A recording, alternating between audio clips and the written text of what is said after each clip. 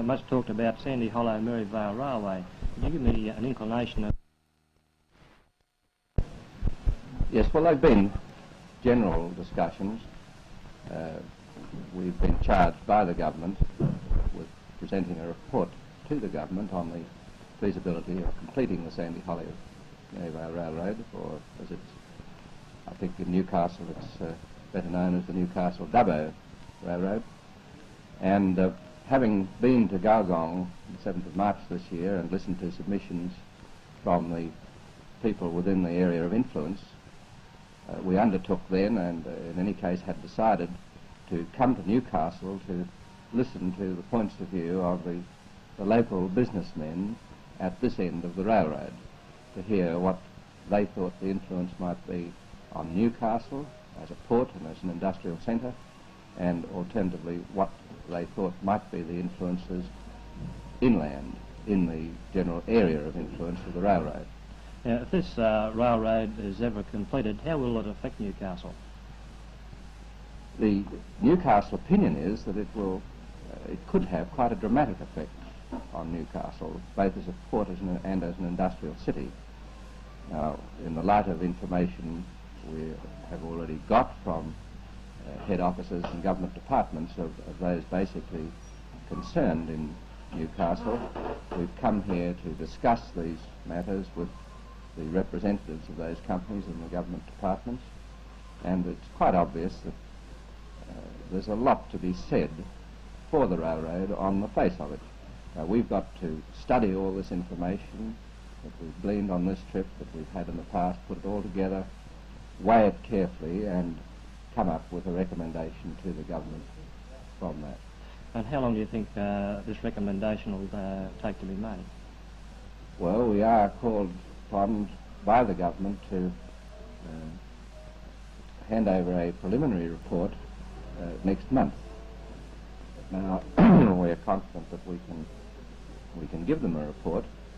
It may lack some of the vital detail, which would then hold it up in the government's hands, but we certainly can give them a preliminary report next month. Now, going back to ports, has the corporation received any inclination of deepening Port Stephens to become a deep water port? Not as a corporation. We've certainly discussed this in all its aspects, both from one of our main charges, quite apart from the current railroad investigations, of state development. So New South Wales is in need of deep water port facilities. This may come from Botany Bay, but Port Stephens is put up as an alternative deep water port to handle bulk cargoes. It may be in the long run, in the light of information we have at the moment, that if the Sandy Hollow Maryvale Railroad was completed and quantities of wheat particularly came through this area to the extent they might, then it would be necessary to develop Port Stephens in order to take the bigger ships, the 100,000 tonners and beyond that are now talked about, and in some cases on the job, because it's felt that Newcastle, particularly the rock bar at the entrance, may present too many difficulties in developing Newcastle to handle that size of ship. So in the future, all the wheat handling facilities that have been built here could go to Port Stephens to load these ships if it became a reality. Yes, but this is looking a long way in the future, and I don't think there's any question that the current facilities in Newcastle, which are absolutely first class, will be more than sufficient for very many years to come. Mr. Urquhart, thank you very much. Amid the movement of these VIP visitors, the Hunter Valley Research Foundation released its latest statistics on the Port of Newcastle, and the figures show that works recently undertaken in and around the port have been timely. But what about the rock bar at the harbour entrance? Will it continue to be a thorn in the port's development? A person who has been studying the port's development is Mr. McKeldin of the Hunter Valley Research Foundation. Mr. McKeldin, has the Port of Newcastle reached its saturation point, or will it be reaching its saturation point in the near future? Well, I think there are really two issues involved here. One is the depth of the bar, the limitation in draft of the vessel which can enter, and the other is the matter of congestion of port facilities. Now, the bar has been deepened steadily over the years from 26 feet to present 36 feet at low water, and it's planned to extend this depth right through to the major berths over the next year or so. Another problem is actual congestion of the facilities. So you can only have one ship tied up at a berth at a given time. And the quicker you can get this ship loaded or unloaded and out again, the quicker you can bring in another one. Now, most of the development around the harbour has been aimed at speeding up the turnaround time for ships. For example, we have just brought into service a new coal loader which can handle 2,000 tons of coal an hour. This is compared to the old system whereby each truck was individually hoisted and emptied into the ship's hold. Again, bulk grain loading facilities are being developed and will be in operation within a couple of years. This will have a similar effect on the loading of grain from the wheat silos. At Walsh Island, bulk unloading facilities for superphosphates have been brought into operation. So that these innovations will speed up rapidly the turnaround time for ships, and so probably avoid congestion in that sense for a long time to come. About how long would this be, in the next 20, say 30 years, or to the turn of the century? Well, it's very hard to be a prophet in these things. It's likely that general cargo will become containerized in the near future. And you may have noticed down at the Salisbury Basin at the moment they're developing new wharves. These have been designed specifically for containerized type traffic, that is, traffic where goods are carried in large containers and these are offloaded in one go. This saves an immense amount of time. And with these ships too, the ships are also getting quite larger and larger too. Surely this has been a steady trend. As I mentioned in the press release, the average size of ship has doubled over the last 10 years, entering Newcastle. And of course, overseas they are developing super carriers. Now, of course, these would never be able to enter Newcastle at any time. But the ships which are coming here are certainly getting larger and more efficient and more sophisticated. Well, apparently when the larger the ship gets, the more problem it will have of turning around in the harbour too, won't it? Yes, certainly. Some of them may have to back out, but I don't see this being a problem for some time, because the limitations on depth will be the first one to come into operation. And this more or less points to the fact that we'll more or less have to develop another deep-sea port closer to Newcastle or somewhere else. Is that correct? Yes, if we wish to handle very large ships. The draft a ship requires varies roughly as the cube root of its tonnage. So if you increase the size of ship 8 times, you double the depth of water it needs. If we do want to handle very large carriers, then certainly we will have to look elsewhere for a deep water port.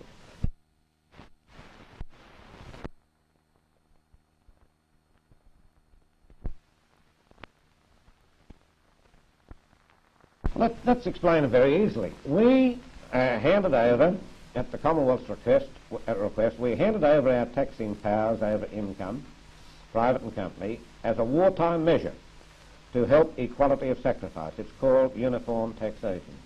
The understanding was that we'd get our taxing rights back 1 year after the war. They were never given back. But we were assured that we would get a fair reimbursement grant each year to compensate us for the loss of our taxing rights. Now, what's happened is that we are not getting back anywhere near the amount we would be getting if the income tax had been coming to us. In other words, the income tax increases are going to the Commonwealth, this is simplifying it, and we're only getting a small share of it. So the Commonwealth is able to spend up on its own expenses, and we've got to scrimp when it comes to things like education and health and roads and housing and all the rest of it. You're not trying to make advances at the expense of any other state, then? No. We believe that we get a very poor deal by comparison with the other states. But this is not our main problem. If we approach it on that angle, it will split the states all over the place. We approach it from the angle that New South Wales wants a fairer deal. And if we're getting a fairer deal, we don't care if the other states do a bit better. What are you going to do about it now? Well, we're having a meeting of the Premiers on October the 4th, and that, I think, will be a prelude to strong representations, I hope united representations to the Commonwealth, for a complete review of all financial arrangements between the Commonwealth and the states, to give the states what every Australian calls, and I think deserves, a fair go. We're not getting one now. But do you think that the Commonwealth can afford to give you more money? They are giving $1,000 million to help over the next 3 years to help the natives of New Guinea and Papua. And we want to see this help up there. But by goodness, if they can give $1,000 million to help in New Guinea, they can give a few $1 million to help the children of New South Wales schools and the sick people in our hospitals. And it's as simple as that. In other words, then, the Commonwealth might have to raise more money by taxation to give you what you want if they're not going to reduce their existing commitments in defence and other matters. Well, they can do a little bit of rearranging. For instance, they're spending $60 million on the Ord River scheme, primarily to grow cotton. And we're growing all the cotton that Australia wants, all the raw cotton, in the Namoi Valley. We'll be looking for export markets before long, the way they're growing it up there, and it's the best cotton in Australia. It's supposed to be the second best cotton in the world they're growing up there in the Namoi Valley. Why spend $60 million on growing it up there in the wilderness in Western Australia? That money could be spent on schools and hospitals. Do you feel that there's anything strange about a Liberal state premier attacking a Liberal federal government in this way over finance? No, I am a pretty serious-minded person. I'm elected to be the premier of this state and to look after the welfare of this state and all the people in it, whether they're Liberal or Labor or Calathunkin. And I fight for this state whether I've got to kick the shins of the federal government if they're my supporters or not. I'm going to stick up for New South Wales. Do you think this shin kicking is going to do you any good? Have you got a real arguing point? I'm sure it's going to do a lot more good. It's getting some results.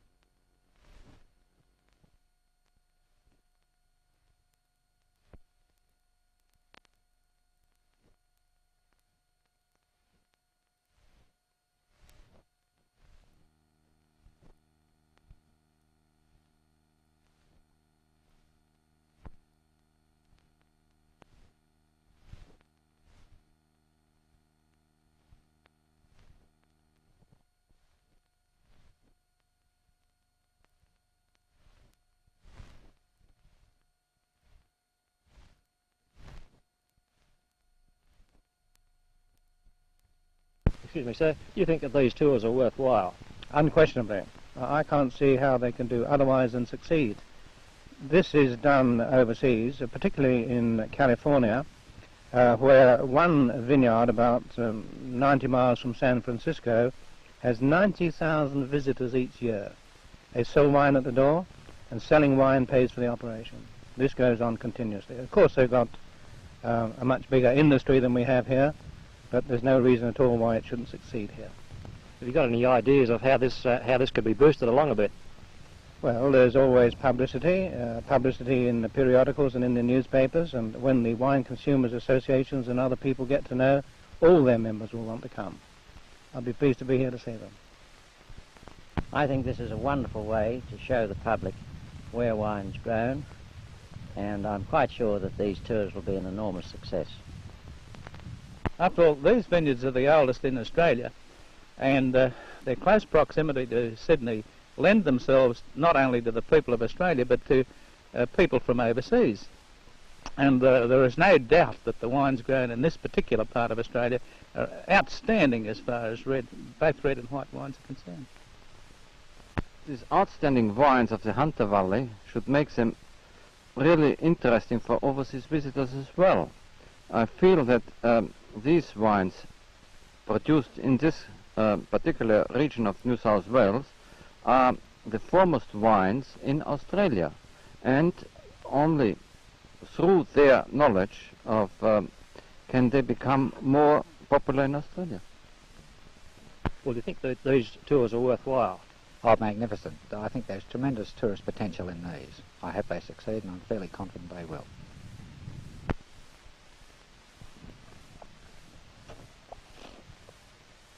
I was in London last year and I lectured for the Wine Board to the National Press Club and to the Circle of Wine Writers. They understood that Hunter wines were one of the great wines of the world. They really felt this. They knew a lot about the Hunter, and they really had tremendous regard for the wine. I think that Thunderbird, by doing what they're doing, will be able to get people, international visitors, have only got a few days in Australia, to get them up here quickly, show them around, and let them see this famous area. It's too tedious today to do it by car for someone who's in a hurry, and I think Thunderbird are doing a great job by getting the people here quickly. The man behind this idea was Mr. Peter O'Reilly of Thunderbird Aviation. Peter, will these become a regular feature of your service if this day is a success? Certainly, Jeff. We intend to run this as a regular service, bringing the quality and the tourist potential of this particular valley to both Sydney-based people and to overseas people. And how often will these services come into this area? We intend to run this type of wine tour at least once a fortnight for at least 6 months of the year, and as the Harvest Festival comes along and the increased activity of the year starts to come into operation, then we feel we'll be coming up here much, much more often, perhaps at least once a week, perhaps twice, sometimes even 3 times a week.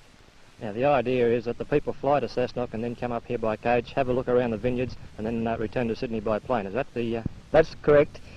We feel that a 3-hour drive by car and a 3-hour drive back is a long time in a time space of 24 hours. We can do it in 30 minutes. So we feel that they have all the benefit of the actual wine tour without the drudgery of the long drive. And briefly, what would the schedule be for a day?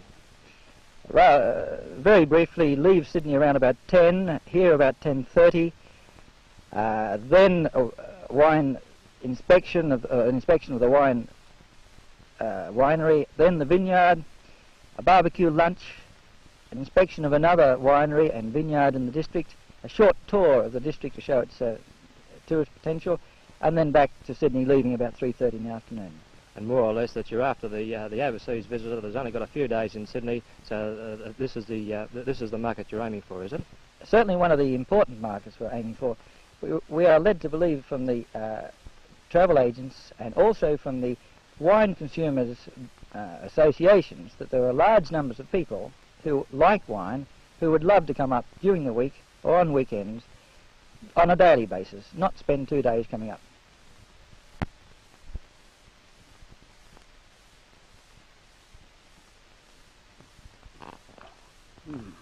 Mr. McWilliams, do the Vinurons want this type of tourist to this area? Yes, Jeff. We believe this area, although it does have a good name now, we'd like to continue that good name and develop it even further for not only Australians to get to know the Hunter Valley as a top wine producing area in Australia, but also all parts of the world. In other words, that the tourists won't become a nuisance to you?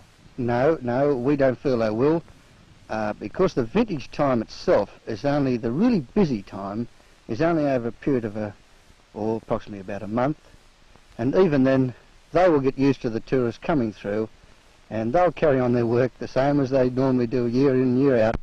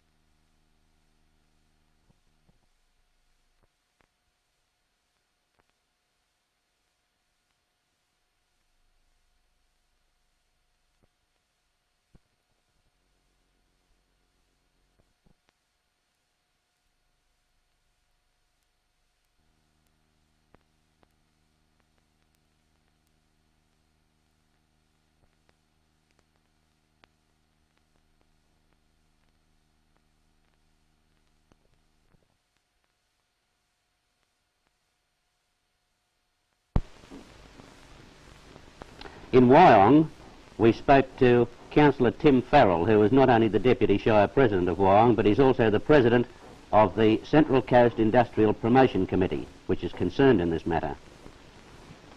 Councillor Farrell, here on the Central Coast already you have a fairly rich agricultural industry, you've got citrus, and you've got a very big tourist industry. Now, why do you want to superimpose light industry on top of this? Well, the main reason, of course, for light industry into the Gosford and Wyong shires is that the younger people leaving school have to go to the cities to find employment. And that is one of the main objects of this Central Coast Industrial Promotion Committee, is to try and induce light industries into the area so as jobs can be provided for the younger people who are leaving school, so that they haven't got to leave their families to go to the cities to find other jobs. Well, it's more a matter of keeping here the people who are here already than going out to attract others in that case. That's one of the main objects, yes. Well, now already I believe there are some light industries here. What are they? Well, we have the Albany Felt, which is set up in Glizero. We have Hobbs clothing factory at Gosford. We have other industries who have indicated that they will be coming to set up in the Gosford and Wyong shires in the near future. We are very happy with that. The results of this organisation, which was set up, say, about 4 or 5 years ago. When we did first set it up, we indicated that if we did get one industry into the area in 5 years, we would be doing well. Well, we have exceeded that, and we are very pleased with it. And there are prospects of more coming up, I believe. Yes, more. Right, now you've been holding meetings throughout the district, and I don't mean just Wyong. I understand that you're interested in any area within the Shire which can provide employment. What's been the reaction by the public at these meetings? Well, I've been very surprised at the public reaction, especially the last few months, because I've been invited to go to Budgewoi, Lake Munmora and YE all within the last 6 or 8 weeks. And the interest of the peoples in those areas has been very considerable and very enthusiastic. Now, generally speaking, industries don't go to an area to suit the area. They go there because they're going to flourish and make money. The keys appear to be adequate power, adequate transport, adequate land. What have you got to offer that which will attract new industries to this area? Well, we've got practically all those things. We've got power, we've got water, we've got sewerage just about to be put on in Wyong, and then the entrance will be sewage in the near future, but of course sewage is not real necessary. Power, water and land is three of the main items as far as the industrialist is concerned. Do you provide the right land?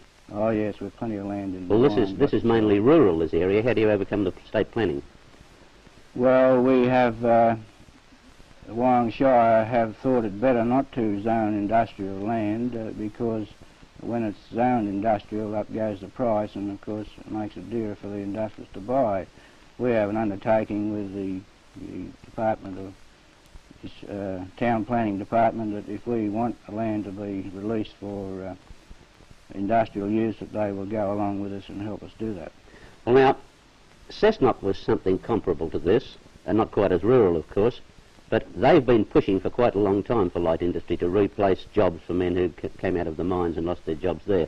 It seems that this is something comparable to it, and the keys, therefore, would appear to be first your promotion committee, and then the Shire Council, and then the Department of Decentralisation and Development. Now, what's going on now to, let's say, twist the arm of this department to recommend to firms that they might come to the Wyong area? Well, the county clerk from Brisbane Water County Council, who is the secretary of this organisation, and myself will be having an interview with Mr Butterfield in the near future, and we hope to be able to get the same cooperation and support from the government that other outlying areas are getting. Are you within the scope of the Department of Decentralisation? Yes, we come under the 50-25-25. This is loans? Loans. And as far as the industry's established already, have they had adequate loans from the government? Yes, the loans was supplied for Hobbs tailoring works at Gosford, and Albany felt were looked after by the government. Well, it looks as though the position's fairly bright if your organisation keeps pushing away at the government to do something for you. In fact, we are very happy at the present time the way things are going, and we can see a very bright future for the Central Coast area.